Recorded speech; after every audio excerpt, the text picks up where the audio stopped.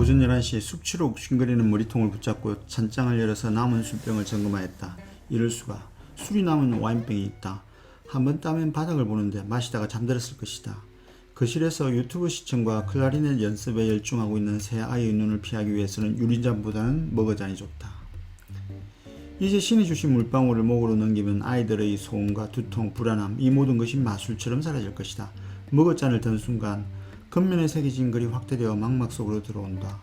세계 최고의 엄마. 이런. 클레어는 술을 끊어야 될 때가 됐다는 것을 직감했다.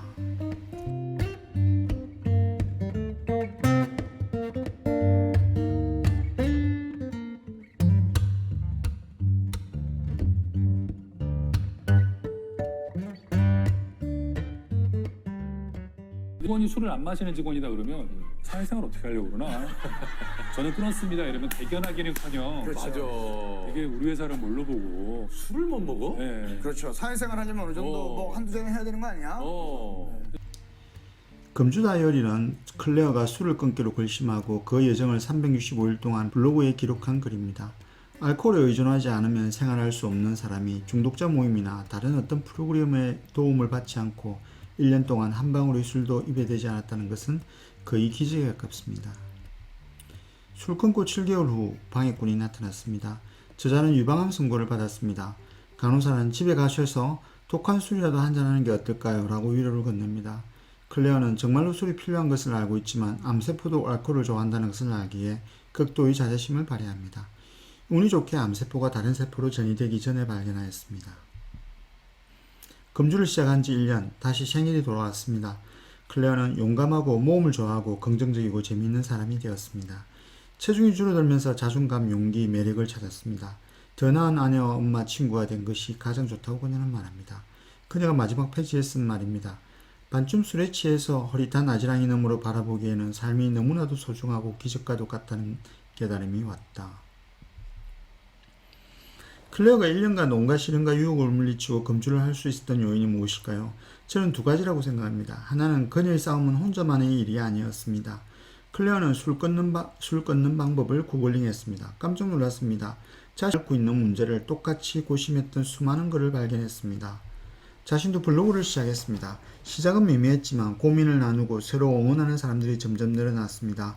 유방암을 진단받고 시리에 빠졌던 클레어는 같은 병을 앓았던 블로그의 위로를 받고 싸울 용기를 얻었습니다. 두 번째는 그녀의 성격입니다. 저자는 삶에 대한 욕망과 장난기 가득한 사람이라고 자신을 표현하였습니다. 술이 자신을 망치고 있다는 것을 깨닫고 달라질 자기 모습을 상상하며 하루를 살돌이 채워나갔습니다. 현재와는 다른 자신을 만들겠다는 욕망이 컸습니다. 제가 더 중요하게 생각한 것은 장난기입니다. 그녀의 유머 감각과 표현은 책 곳곳에 보물처럼 숨어 있습니다. 그녀의 남편에게 슬슬 정수리에도 선크림을 발라야겠다라고 말할 뻔하였다거나 예전에는 보통 가방이 지붕으로 돌아올 때쯤 그 주인은 잔뜩 취해 있었다라는 표현, 개 산책을 시키기 위해 서둘러 집 밖으로 나갔다가 반쯤 가다 보니 개를 데리고 나오지 않아서 당황했다는 이야기, 그 외에도 번역책의 특성상 제가 미처 웃지 못한 표현이 많이 있었을 것이라고 짐작됩니다. 구글 검색을 하다가 TEDx에 출연한 클레어의 모습을 보았습니다. 책을 쓴 지 몇 년이 지났지만 유쾌한 모습으로 관객들에게 웃음과 교훈을 주었습니다.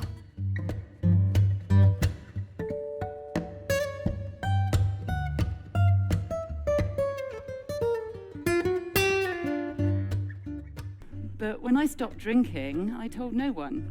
And I told no one because I was ashamed.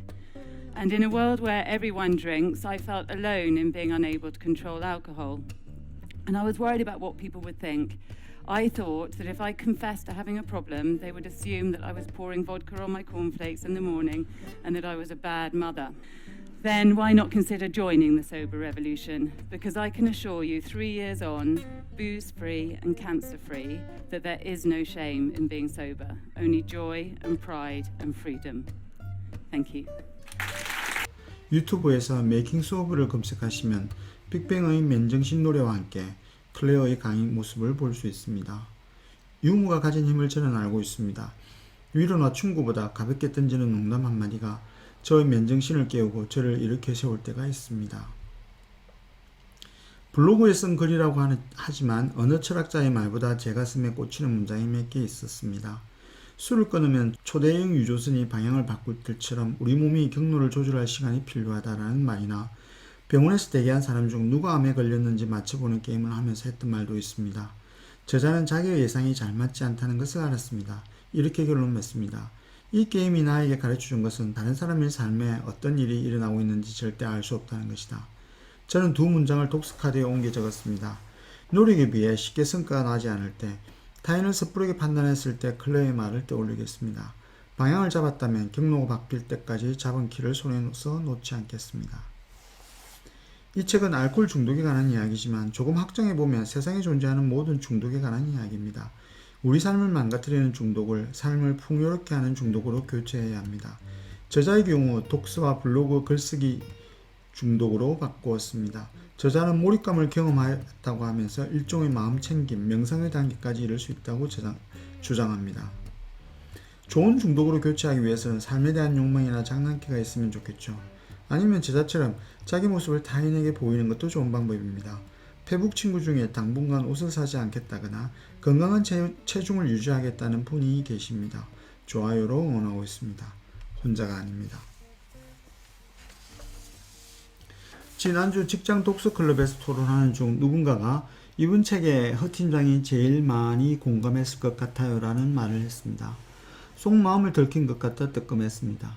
저자처럼 제가 가장 몰입할 수 있는 것은 독서와 글쓰기입니다. 모임이 있을 때 무알콜 맥주를 준비하는 것도 저자와 닮았습니다. 또 하나 시도해 보려고 합니다. 다이어리를 한번 써볼까 합니다. 예를 들면 퇴직일기 같은. 제목은 나의 퇴직일지로 할 예정입니다. 이상으로 영상을 마치겠습니다. 구독과 좋아요도 부탁드립니다.